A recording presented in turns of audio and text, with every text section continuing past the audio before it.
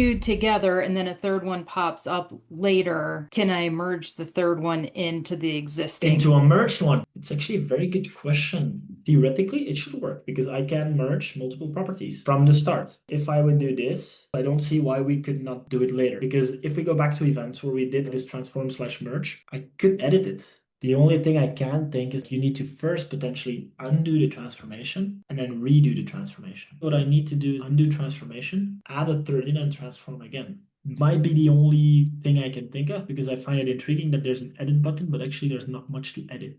And you do this on main, you don't have to be in a dev branch. I would not do it in main. Again, I'm in my account. So yes, I would do a dev branch to play around, to figure it out. And then I would merge it to main. And if you have multiple projects, I would duplicate it to other projects as well.